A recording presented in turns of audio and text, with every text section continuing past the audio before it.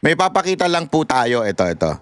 Napakaganda ho kasi nitong, kasi isa pa hong issue, aside from nangyayari ngayon dyan sa ombudsman, ito ho kasing magandang article. Basahin nyo po ito. Napakaganda. Hindi ko, summary lang po ang aking ano sa inyo, i-discuss. Kasi napakaganda ho kung babasahin nyo talaga ho itong article na ito.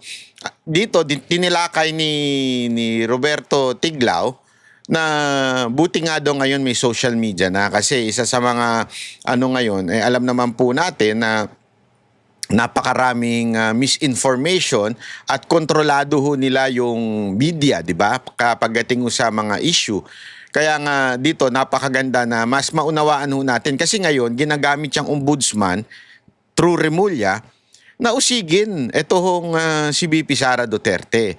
Pero ilinawin ho natin, sabi nga niya dito sa article, tanging COA ang may kapangyarihang mag-audit ng pondo ng gobyerno. Yan ho ay nasa batas. Ayon yan sa Article 9, Section Section 2, at naandyan din sa Konstitusyon yung PD 1445 na COA ang sole authority sa pagsuri kung tama at naayon sa batas ang paggastos ng pondo. Walang iba. Pag sinabi mong sole authority, ito yung meron lamang kapangyarihan, COA. At ang papel ng ombudsman, umasa ito sa mga audit findings ng COA bilang pangunahing ebidensya. Kung walang disallowance o referral mula sa COA, wala ring batayang kasong kriminal. Tanging kung may intent to commit corruption na nakita ng COA, saka ito i-refer sa ombudsman. Ibig sabihin, hindi po pala pwedeng ombudsman ang magsimula nito. Dapat to COA. Yan o importante. Sandali. Akala ko ba merong notice of disallowance nung panahon ni VP Sara Duterte. Na ayon sa artikulo, noong Agosto 2024, naglabas ang COA ng Notice of Disallowance 2024-002-100 para sa 73.2 million ng 125 million confidential funds. O, linawin natin mali yung impormasyon na 125 million ang notice of disallowance. Only 73.2 ang notice of disallowance. Dahilan. Ano daw ba ang dahilan ng notice of disallowance? Kulang sa detalye ang ilang acknowledgement receipt, walang pangalan, pirma o petsa. Saan? Sa reward at sa safe house rental. Ibig sabihin, hindi ito nangangahulugang nakaw o abuso, kundi technical documentation issue lamang. Siyempre, to protect the names of the reward. Kasi meron yan sa PDEA, naka-attend kami niyan dati. Kaya nga meron din sila, di ba, na mga confidential intelligence funds. Yung mga tumanggap ng reward money, nakamaskara. Kasi sila daw yung nagbigay ng information. And nobody is questioning that. Milyon-milyon yun And parang ceremony yun Sabi ko nga, sana pala nagdala ako ng mask. Tapos bigla na lang akong umakyat doon. Di ba? No one can confirm kung yung binibigyan ba ng PDEA tama o mali. And they will not, siyempre, na expose yung kanilang binigyan ng reward. Lalong-lalo na yung sa safe house. And that's what VP Sara did. Hindi niya po binigay yung pangalan ng safe house o sino yung nirewardan. Naturalmente. Tapos, nandito rin 51 million ang na-audit at probado ng COA. Ibig sabihin, hindi lahat ng pondo ay questionable. Wala ring indikasyon na personal gain o misuse. Kaya nga, nakakuha ang OBP ng malinis, unmodified audit opinion para sa 2022-2023. Indikasyon na maayos at transparent ang accounting records. Yan po ay binigay ng COA. Clean audit, unmodified. Ang meron lang yung isang disallowance lang ang naiulat, wala nang ibang pending disallowance. Bakit? Dahil nga po doon sa hindi pwedeng i-reveal. Ngayon, sabi nga dito, COA Joint Circular 2015-01 para sa confidential and intelligence funds, hindi kinakailangan detalyado ang resibo, coded o redacted ang mga pangalan para sa seguridad. Kaya normal na kulang ang dokumentasyon. Normal po yun. Kaya nga etong mga nagbibintang, katarantaduhan po. Ito ang matindi dito. Walang COA referral. Ibig sabihin, dapat walang kaso sa ombudsman. Ang issue ay accounting matter, hindi graft case. COA's clean audit at walang finding ng corruption ang pinakamalakas na ebidensya na legal at tama ang paggastos na pondo. Ang konklusyon, ang 125 issue ay pinalaki sa media at ginamit sa politika. Partikular na, dagdag ko na lang to. Partikular na si Martin Romualdez. Gago! Ang COA at ombudsman na hindi pa nagdedeklara ng anumang korupsyon kaya hindi ito maaring ituring na kaso ng katiwalian sa batas. Kaya nga dapat to, bantayan natin dito, malinaw sa article ni Roberto Tiglao na sinasabi COA ang may sole authority.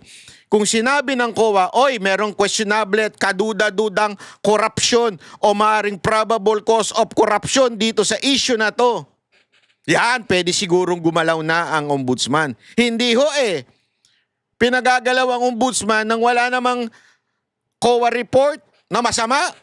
Ang sinasabi lang dito, nagkaroon lang ng hindi pagsisiwalat ng pangalan nung mga binigyan ng reward at nung kanilang safe house. Which is, again, it's a normal na gawain. Hindi sinasabi ang safe house. Saan kayo nakakita safe house na ibinulgar? Remember, every document that is presented to COA can be seen by the public, can be exposed. So bakit mo isasabihin dyan? Bakit mo isasabihin na, dito namin itinira sa kondo na ito, o dito namin tinira sa bahay bakasyunan dito. Saan ka nakakita ng ganun? O sino yung binigyan ng reward? Si Juan de la Cruz, si June de la Cruz, at saka si Ray de la Cruz.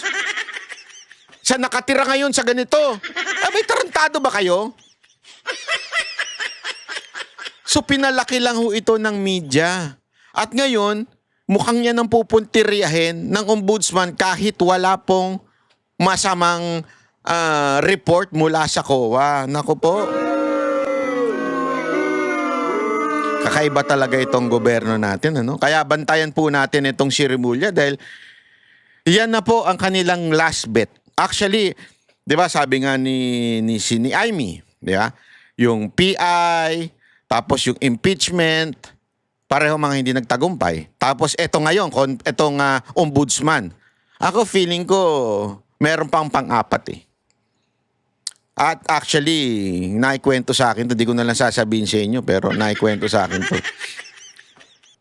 May pang-apat. Dahil daw, di umano, allegedly, from a very, very, very, very, very, very, very, very confident, very, very reliable source.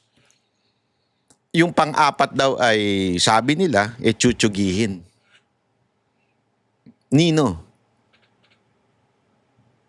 Tanong nyo sa Amerika. Gago! Kasi, alam nyo, this is a geopolitics issue. Maniwala ko kayo sa akin o hindi. Pero yan ho talaga. Ang kwento ho talaga dyan. Yayariin siya dahil ayaw nilang maging presidente si BP Sara Duterte dahil the geopolitics would change. Di ba?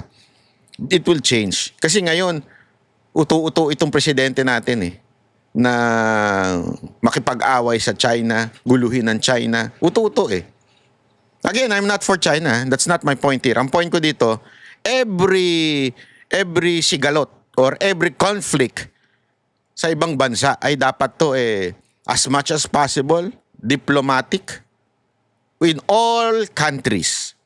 All, not just China. Diplomatic. Hindi dapat ina-adjit. Hindi dapat ganun. Kaya nga ang ganda noon Kasi, tinan nyo, noon wala namang bombahan, wala namang ganyan. Yung mga magsasaka natin, nakakaano ng maayos. Ngayon, hindi na, wala na, magulo na. Bakit? Dahil sa pag-a-adjit nito mga tuta ng Amerika na opisyal natin. Kilala nyo na yan, di ba? Tralala. Di ba? Tuta ng Amerika. Kaya ayan, hindi tayo makaano ng malaya dahil nga sa ganyan. Pag nawala si Marcos, ang hinala nila kay VP Sara Duterte, magiging diplomatic siya sa lahat. Kasi paulit-ulit naman niya sinasabi yan Magiging friends to all tayo, diplomatic tayo dapat.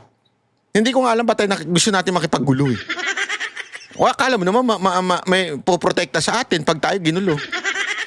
Bobo kasi yung nakaupo, presidente natin Sorry, totoo naman Akala niya, hindi niya aralin yung ibang mga bansa na nagdepende sa Amerika at doon nagkagera, nga. Di ba? Pag-aralan niya yan. Hindi niya pinag-aaralan Ewan ko kung ano ginagawa niyang ano na yan. O eto ngayon, ayaw nilang si VP Sara Duterte dahil gusto ni VP Sara Duterte, diplomatic, walang gera. So ibig sabihin, walang kita. Alam mo naman sa gera, may kita. Sa gera, masaya ang buhay. Hindi ako nagbibiro. Yan po talaga ang siste sa gera. Talagang may pera dyan. Ang laki ng pera sa gera saan makukuha? Siyempre, kami ang big brother ninyo. Di ka sa amin.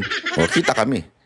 Hindi kasi alam mo, economy-wise, sorry to say napag-iwanan ng Amerika. Napag-iwanan. Ngayon nga, it's very exciting. Ako, gusto ko talaga makapunta sa China, sana. Lord, makapunta tayo sa China. Hindi, gusto ko talaga. Kasi gusto ko makita yung progress Gusto ko ma-experience. Alam mo, di ba ako, patuloy tayong, nagpupunta sa Japan. And you would see ang layo di ba? Pilipinas, Japan, ang layo! Alam niyo yung mga taga-Japan. Lahat na nagpupunta sa Japan, alam niyo yan, ang layo. Pero sabi nila, ang Japan daw compare sa China, ang layo. Sobrang yung China daw, wow. Totoo ba to? Yung ganon, yung parang, anyari sa Pilipinas, anyari mapapaganon ka. Di ba? Pero tayo, gusto natin awayin sila. Sila nga, they can build bridges na, alam mo, yung po lang pumunta kami from Hong Kong to Macau. Naalala ko kasi before I discover Japan, na pasyalan. Dati kasi, ang pasyalan talaga namin, Hong Kong. Every New Year, Hong Kong kami kasi gusto namin yung sa Fountain. Tapos gustong lagi na lang babanggit, uy, punta ka sa Macau, maganda doon. Kaya lang, sasakay ng boat. Boat pa lang dati. Ayoko ako talaga medyo ako sa boat kasi nagkaroon ako ng trauma nung aking youth dati. Sumakay kami ayoko na lang kung saan sabihin yun. Pero talagang grabe nahilo ko, nasuka ko. Kaya na-trauma ako nun sa boat. Kaya nun ayokong pumunta sa Macau. Nung huli namin punta kasama ang buong SMNI, salamat pastor, dinala kami sa Macau. Grabe yung bridge nila Alam mo yun, parang, paano nangyari to? Himala. Alam mo yun, parang nangyari na tinawid nyo sa dagat na alayo nung dagat. Isang oras mahigit, bridge. Papunta doon. Sabi ko nga, minsan nagbibiro-biro ako. Sa loob-loob po, nangangarap ako na ang EDSA sana magkaroon ng Skyway. Kasi nakakatuwa yung Skyway, di ba? From Balintawak, going to South Expressway, di ba? Yung ganun, ang layo, ang lupit, di ba? Sabi mo, ganda naman ito. Okay to, panalo to. Tandaan nyo kay Pangulong Duterte Diba? Ganun kalayo. Talagang lusot ka sa Maynila. Panalo, papuntang Quirino, lahat nandun na. Sabi ko, ang ganda siguro kung meron sa EDSA, no? Binibiro-biro ko yung mga kaibigan ko. Kaya sabi nila, saan mo padadaanin yan? Kasi nandun na yung MRT, di ba? Nandun na yung, paano saan pa Pero isipin mo kung meron mula sa Pasay, papuntang EDSA, papuntang hanggang dun sa SM North. Yeah? Imaginein mo merong skyway papunta doon. No, hanggang Balintawak na, mas maganda. Imaginein mo, ang bilis na sana ng takbo natin. Wala na yung mga kamote kasi skyway. Di ba? Yung mabilisan na lang talaga ang takbuhan. Ang saya nun, di ba? Isipin mo yun. Sabi ko nga, Himalayon. Sabi ng mga kaibigan ko din, Himalayan. Saan mo padadaanin yan? Sa mga gusali. Di ba? Marami tayong ano. Pero, mga kaibigan, sa China kaya yun. Meron nga sa China, bumubutas ng gusali. Nasa yung papasok sa gusali, tapos yung bridge, yung building nandun. Di ba? May isipin mo, tsaka ganun-ganun yung, pag tiningnan mo yung kanilang highway, yung mga bridge nila, para kang nasa pelikula. Alam mo yung nasa pelikula na mga Robocop, mga ganun? Ha? Ganun. And they did it for how many years lang? You know why? Because of no corruption. Tayo, anong pinoproblema natin? Live stream. Putang ina niyan, shit. Hanggang ngayon, kaya tuloy pinagtatawanan na tayo, tapos na lahat na magte-testify, lahat na ng investigasyon, tapos na, tsaka nyo ila-live stream. Tapos, sunog na ang lahat ng pagkukuhanan ng, siguro, hindi naman lahat, mostly, documents ng about sa mga substandard materials. Wala na. Kaya nga, ang talaga patay na ang kabayo, ay mali, tama, patay na ang kabayo, aanuhin mo pa ang damo kung patay na ang kabayo. Aanuhin mo pa ang manok kung patay na ang buhaya. Kami ang boses ng masa, hindi natatakot. Katotohanan lang, di kami nalulunod. Walang bahid ng sismis, lahat ay totoo. Kahit sino ka pa, pag mali ka babanatan ka. Walang pinipili kulay, wala kaming kinikilingan. Basta para sa bayan, kami lalaban. Pagdama palakpakan, pag mali banatan, di matitinag, di matatakot. Para sa bayan, tuloy ang sigaw. Sa harap ng kamera, walang halong takot. Mga baluktot, lahat kayo'y tutumba. Ang hustisya at totoo, yun lang ang mahalaga. Kahit sinong harang, di kami matitinag. Walang pinipili